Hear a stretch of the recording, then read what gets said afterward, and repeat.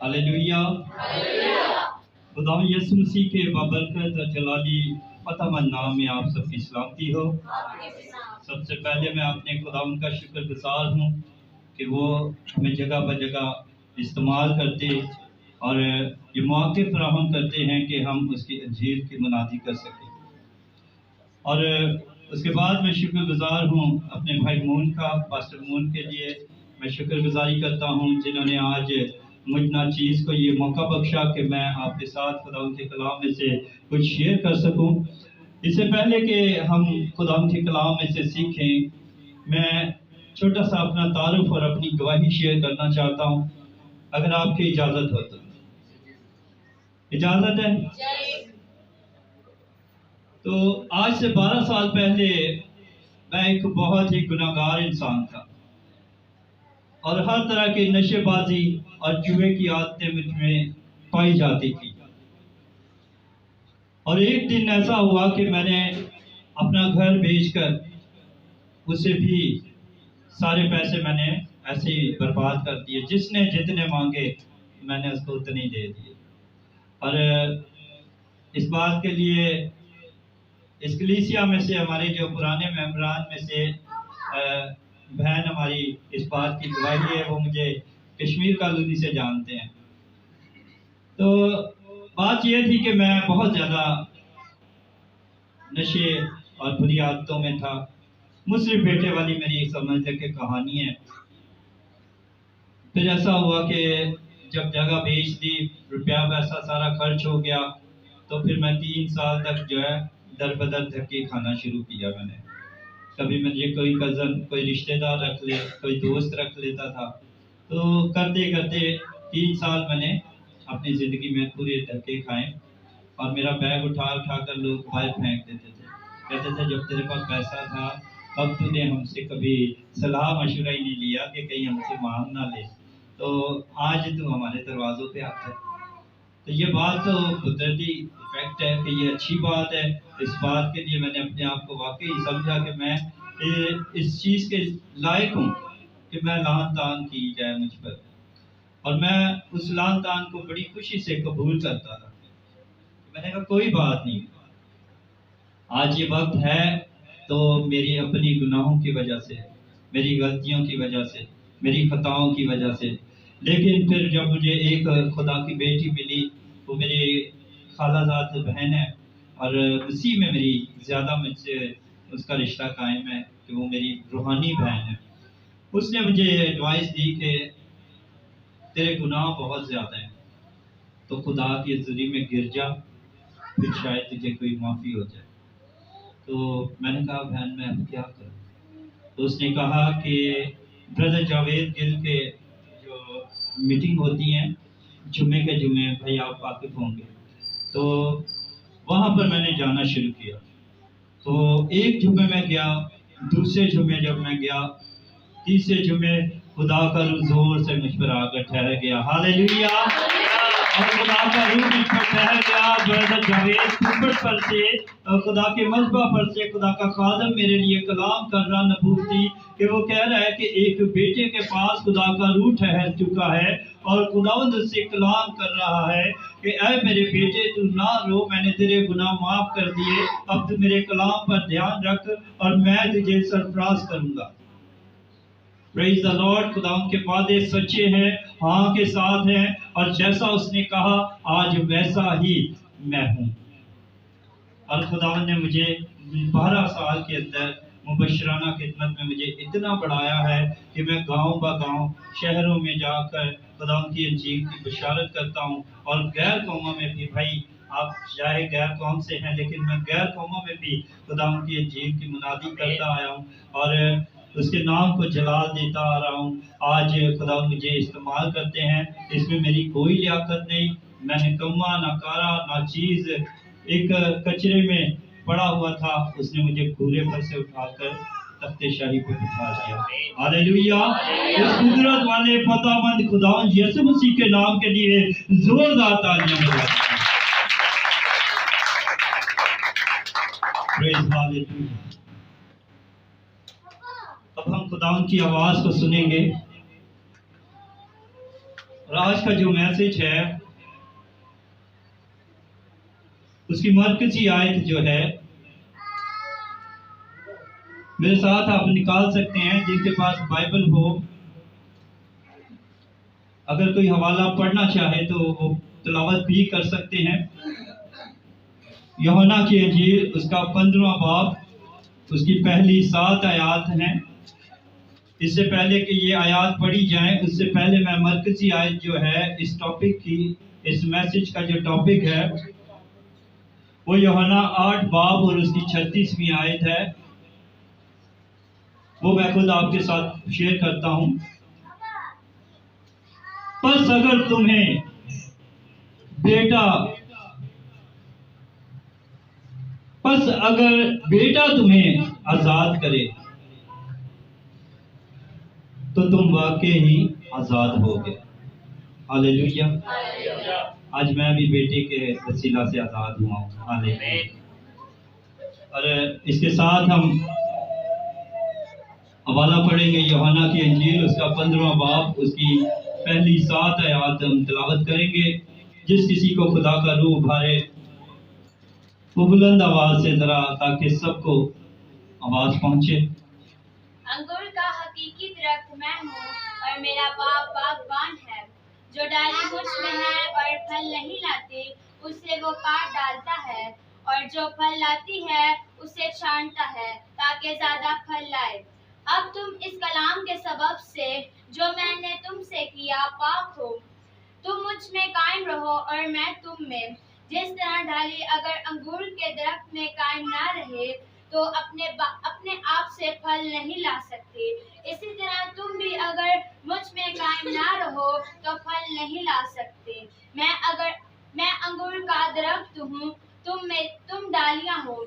जो मुझ में कायम रहता है और मैं उसमें, वो ही बहुत फल लाता है, क्योंकि मुझसे जुदा होकर तुम कुछ नहीं कर सकते। अगर कोई मुझ में कायम ना रहे तो वो डाली की तरह फेंक दिया जाता और सूख जाता है, और लोग उन्हें जमा करके आग में झोंक देते हैं और वो जल जाती है। अगर तुम मुझ में कायम रहो और मेरी बातें तुम में कायम रहे तो जो चाहो मांगो वो तुम्हारे लिए हो जाएगा। आमीन। आमीन। खुदावंद आपकी बरकत दे बेटा।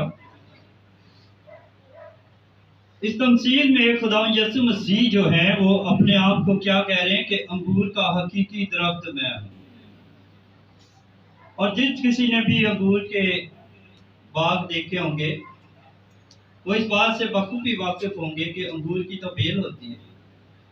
क्या होता है अंगूर का? बेल होती है। लेकिन खुदावंद यीशु मसीह किसी खास वजूहात की बिना पर यहाँ पर अपने आप को अंगूर का हकीकी दरख्त कहते हैं। वो वजूहात ये है कि दरख्त अपनी जगह पर कायम रहता है।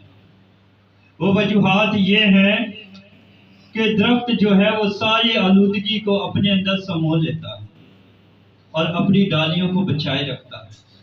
वो वजूहात ये है कि डाली जो है वो टेढ़ी तिरछी होकर आगे बढ़ती है, लेकिन जो दरख्त है वो अपनी जगह पर सीधा खड़ा रहता है। और टेढ़ी तिरछी चलने वाली चीज को हम क्या कहते हैं? अबलीस, शैतान, सांप। लेकिन खुदा यीशु मसीह ने यहाँ पर एलानिया इस बात का इकरार कर दिया है कि अंगूर का हकीकी दरख्त मैं हूँ और तुम सब क्या हो? मेरी डाली। में भी खुदा आगाही करते हैं कि मेरा बाप जो है वो बहुत ही ज्यादा सख्त, स्ट्रिक्ट है। जिस तरह पुराने अहदनामे में हम देखते हैं कि वो तरह तरह की आफतें भेजने में कोई देर नहीं करता था। जिस तरह नूह का तूफान भेजा और जमीन पर सारा फर्द बशर को हलाक किया। जिस तरह सदूम और अमोरा पर आग और गंधक की बारिश बरसाई। इसी तरह और भी बहुत सारे वाकयात हैं। नैनवा शहर के लिए भी वो सोच कर बैठा था, लेकिन अगर वो खाकसार होकर तौबा ना करते तो उनका भी वही हाल होता। लेकिन यहाँ पर खुदावंद अपने बाप के बारे में हमें आगाही करते हैं कि मैं तो तुम्हारे लिए रिहाई की सारी शिफायत कर देता हूँ, मैं तो तुम्हारी खातिर अपनी जान को दे सकता हूँ, क्योंकि वो सारी आलूदगियां लेना जो दार पर लटका था, उसने अपने ऊपर हमारी खताओं को, हमारे गुनाहों को अपने कंधों पर ले लिया ताकि हम शिफा पाएं। यहाँ पर भी अंगूर का हकीकी दरख्त कहने की वजह यही है कि वो इख्तियार वाला है, उसकी जड़ों में मजबूती है, उसे कोई अपनी जगह से उखाड़ नहीं सकता। लेकिन एक और तमसील हम पढ़ेंगे, लूका की अंजील 13वां बाब।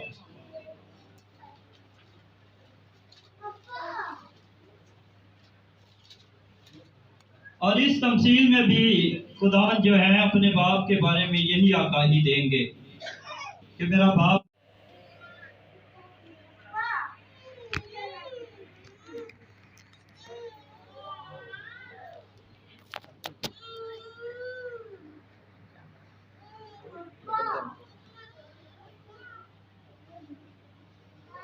अच्छा, हम इस तमसील में भी हम देखते हैं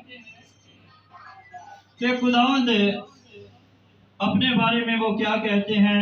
वहां पर उस तमसील में हमने देखा कि वो कहता है कि अंगूर का हकीकी दरख्त मैं हूँ, और मेरा बाप जो है वो बागबान है। लेकिन यहाँ पर एक तमसील कही जा रही है अंजीर के दरख्त के बारे में।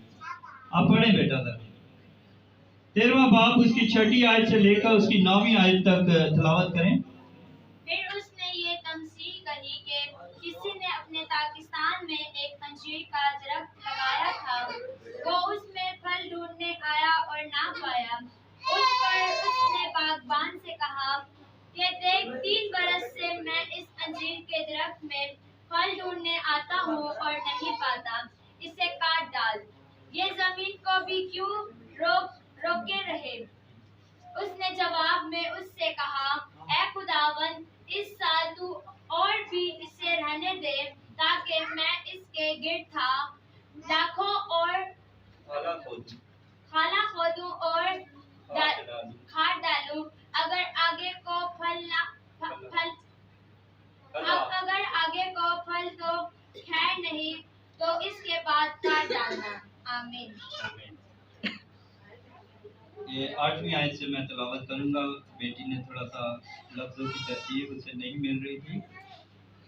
उसने जवाब में उससे कहा, ऐ खुदावंद, इस साल तू और भी उसे रहने दे, ताकि मैं उसके गिर्द थाला खोदूं और खाद डालूं। अगर आगे को फला तो खैर, नहीं तो उसके बाद काट डालना। आमीन। तो इस तमसील में भी हम देखते हैं कि खुदावंद अपने बाप को जो है वो बाग का मालिक है। पहले बागबान था, और यहाँ पर खुदावंद यीशु मसीह बागबान खुद अपने आप को कह रहे हैं। और अंजीर का जो दरख्त है वो 3 साल से फल नहीं ला रहा, और पाकिस्तान जो है वो ईमानदारों की जमायत है। और जो अंजीर का दरख्त है वो एक बेईमान है, जो उनके दरमियान में आ तो चुका है, लेकिन उसकी जिंदगी में कोई फल नहीं आता। लेकिन हमारे लिए सोचने की और सोच विचार करने की बात जो इन दोनों तमसील में से हमें मिलती है वो ये है कि अंगूर का हकीकी दरख्त होते हुए वो अपनी जड़ से उखड़कर अपने बाकी की जो डालियां हैं उनकी फिक्र को छोड़कर यहाँ पर बागबान बनकर उस एक दरख्त के लिए जो है वो शिफायत करने के लिए आ गया है। इसी तरह वो इख्तियार वाला अपने इख्तियार को छोड़कर, अपने तख्त को छोड़कर जमीन पर आ गया। हम गुनाहगारों के वास्ते, हम इब्ने आदम के वास्ते जो गुनाह के सबब से मरे थे, मुर्दा थे, और उसने हमें आकर जिंदा किया। Hallelujah, hallelujah, hallelujah. खुदावंद लोगों की तरह hallelujah, hallelujah, hallelujah, hallelujah, hallelujah. खुदावंद की सिफारिश। तो फिर हम देखते हैं, एक तो ये अंजीर का जो दरख्त है वो 3 साल से जगह को घेरे हुए। इस बारे में हम गहराई में जाएं तो बहुत सारे खुदाम हैं जिन्होंने ये तफसीर भी कही है, और मैं इसे 100% कबूल भी करता हूँ कि ये जो 3 साल हैं ये 3 दौर हैं। एक बाप अब्राहम का, नूह का दौर, फिर मूसा का दौर जिसमें अहद किए गए थे। पहले नूह के ज़माने में अहद किया गया था, फिर मूसा के ज़माने में अहद किया खुदावंद ने, फिर तीसरी बार बेटे के वसीला से कलाम किया जिसे हम नया अहदनामा कहते हैं। अब इन तीनों दौरों में भी जब इंसान बेफल होता है तो फिर उसका बाप जो है, जो पाकिस्तान का मालिक है, वो कहता है कि ये जगह घेरे हुए क्यों रहे, इसे काट डाल। और फिर यूहन्ना अस्तबागी जो है वो भी कहता है कि दरख्तों की जड़ों पर कुल्हाड़ा रखा हुआ है, जो दरख्त अच्छा फल नहीं लाएगा उसे वो काट डालेगा। तो आज हमें ये गौर करना है कि क्या हम पाकिस्तान के अंदर हैं, क्या हम पाकिस्तान का हिस्सा हैं, या हम वो अंजीर का दरख्त हैं जिस पर फल नहीं आ रहा, जिसके बारे में खुदावंद फिक्र कर रहा है, जिसके बारे में खुदावंद कहता है कि अब बाप तू इस साल और भी इसे रहने दे, ताकि मैं इसके चौगिर्द अपने पाखरू की बाढ़ लगाऊं, ताकि मैं इसके बीच में अपने कलाम का और ज्यादा गहरा बीज बो दूं, ताकि ये फलदार हो जाए। आगे को फला तो सही, वरना इसे फिर काट डाल। आज थाला खोदा जा रहा है, आज खुदा के खुदाम जो हैं वो थाला खोद रहे हैं। हर एक गुनाहगार की जिंदगी के लिए वो शिफायत करते हैं। ठीक उसी तरह जिस तरह हमारा बड़ा भाई जो खुदावंद यीशु मसीह जो ईमानदारों में पहलोठा है, वो ही रास्तबाज खुदावंद है, आज हमारी शिफायत करता है। जब हम खुदावंद में बढ़ जाते हैं तो फिर हम और जिंदगियों को, गुनाहगार जिंदगियों को फलदार करने के लिए, उनको खुदा के लायक करने के लिए, उन्हें खुदा की हजूरी में झुकाने के लिए हम पूरी कोशिश करते हैं। हम उनके चौके थाला खोलते हैं, हम उनके अंदर खाद डालते हैं ताकि वो फलने शुरू हो जाए। लेकिन फिर भी कोई जो ना फल ला सके तो उसके लिए फिर हम कुछ नहीं कर सकते, फिर हमारी शिफायत भी बेकार है, क्योंकि खुदा के कलाम में लिखा है कि बार बार गुनाह करने वाले की बालदार खोपड़ी को वो ऊपर से चीरता। तो बहुत सारी बातें हैं, बहुत सारा कलाम का, इसलिए 2 हवाला जात में बहुत सारे लंबे से लंबा मैसेज जितना करना चाहें हम कर सकते हैं, क्योंकि इन बातों के अंदर खुदावंद की बातें जो हैं वो समंदर हैं। इनकी गहरे में जितना जाते जाएंगे हमें और ज्यादा खजाने मिलेंगे, और ज्यादा गहरे भेद मिलेंगे।